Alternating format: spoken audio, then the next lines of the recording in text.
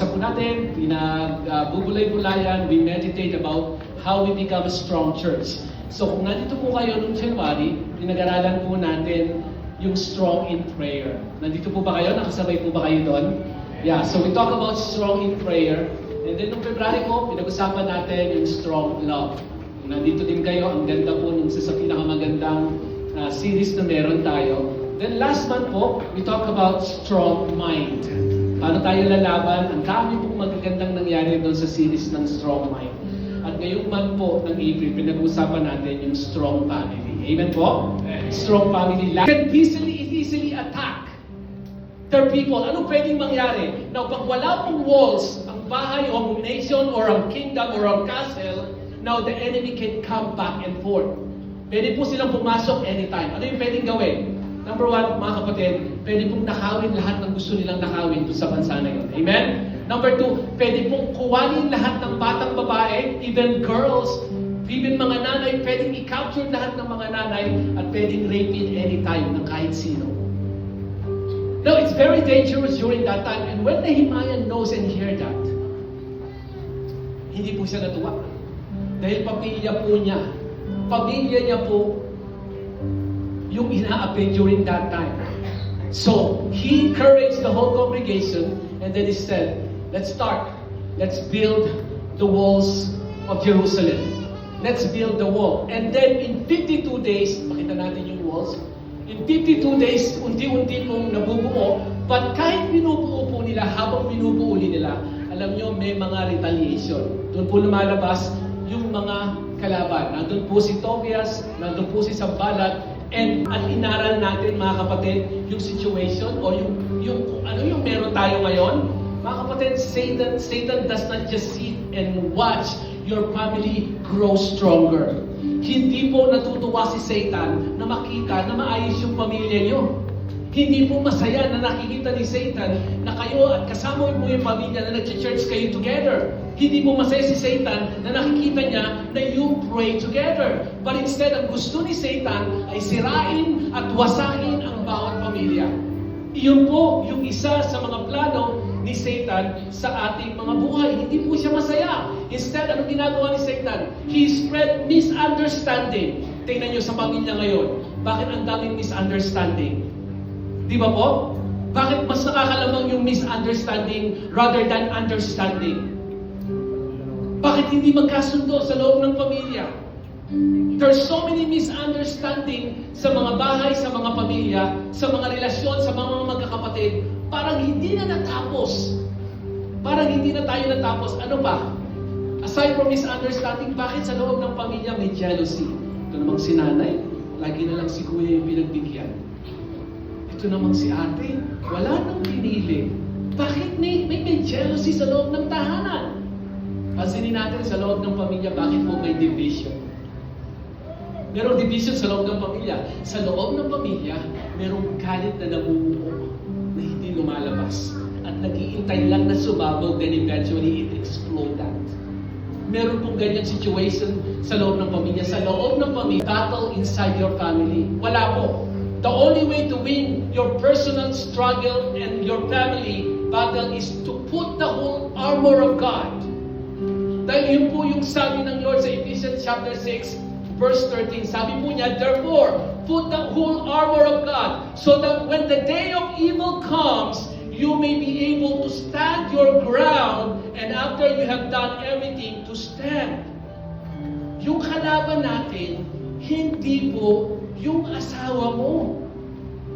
Yung kalaban mo, hindi yung tatay mo. Yung kalaban mo, hindi yung pamilya mo o yung boss mo. There is something in the spirit that control and manipulate that person, mga kapatid. Now, sabi po ng Ephesians chapter 6 verse 13, let us put the armor. Now, doon po sa armor na sinasabi ng Lord, merong 6 kind of armor. Pero alam niyo po, 3 lang, panalo ka na, hindi mo na kailangan gamitin lahat yun. Now, ano po yung 6 armor, ano po yung 3 armor? Sabi ng Lord, the sword of the Spirit. Now, if we apply the sword of the Spirit, which is the Word of God, ano po yung Word of God? God's actively spoken and applied against lies and temptation. Pag alam mo na mag-meditate ng Word of God, kaya natin salagin lahat ng lies at lahat ng temptation ng kaaway. What else?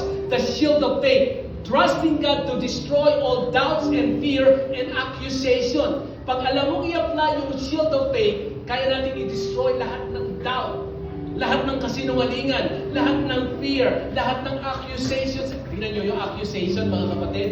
Si Satan, ang daming lies sa buhay niyo. Tama o hindi? Ang dami niyang ini-implant. Ang dami niyang tinutusok ng mga kasinungalingan sa buhay mo. Na wala na, hindi na maayos, ganyan ka talaga, wala kang pagbaba. There's so many lies na nilalagay si Satan sa ating mga buhay. But if we know how to use the shield of faith, panghawakan natin yung salita ng Lord, mga kapatid, it can destroy doubt and fear. What else? The belt of truth. Living grounded in God's truth, not in deception or lies. Tandaan po natin, if your family is struggling with disunity ngayong hapon, if depression has taken hold of your life, and if you're fighting silent battle today, nothing is too difficult from the Lord. Amen? They stationed their army to meet the enemy night and day. Mga kapatid, Nehemiah demonstrate to us a powerful balance between prayer and preparedness. Prayer and preparedness. They did not ignore the threat. Alam nilang may threat na darating. They did not panic instantly. Instead, they prayed first. Then position themselves standing guard and trust the Lord. Tayo po, pag may problema tayo, unang ginagawa natin, nagpapanik tayo. Lord, wala na kaming pagbayad ng bill. Paano bang gagawin sa mga nagsama-sama po sila. Instead na mag-away-away, naintindihan nila na kailangan nila yung bawat isa. We win by refusing division and standing united. Nehemiah chapter 4 verse 7 and 8. They became angry. In other words, they become furious and all plotted or planned together to come and fight against Jerusalem and stir up trouble against it. Listen po, Satan's strategy has always been consistent and the same. Kapag inaral po natin si Satan, yung strategy niya, paulit-ulit lang po at consistent po siya doon. Ganito po ang ginagawa ni Satan. If he can destroy you from the inside, he will try to divide you outside. If he can destroy you outside, he will try to divide you inside. Pag hindi ka niya po nakuha sa labas, then titirahin niya ngayon yung inside, which is your family. He operates quietly by planting seeds of confusion, by planting pride, offense, fear, and even misunderstanding. Alam na alam po ni Satan, he knows that even a small crack, magkaroon lang ng small crack sa buhay, sa pamilya na meron kayo, then it can grow deeper and fracture it. And then alam ni Satan na mahihirapan tayo i-settle yung problema na meron tayo. For pride, stand your ground, mga kapatid, in faith. Maniwala tayo na may kayang gawin ng Lord. You should fight for your family in unity. Guard your relationship while continuing building what God has entrusted sa inyong mga pamilya. Ilaban po natin yung pamilya natin. Kasi kung hindi nyo ilalaban, mga kapatid, alam nyo gagawin ni Satan, wawasakin at wawasakin ni Satan yung mga pamilya. Patuloy siyang magwawasak at magwawasak na magwawasak. At the same time, the Lord will continue to rebuild and rebuild and rebuild and rebuild. Again, tayo po na nakakarinig ng salita ng Diyos, tayo po yung magsama-sama. Tayo po yung tumayo. Kung hindi ka tumatayo for a long time sa family mo, it's about time for you to stand up.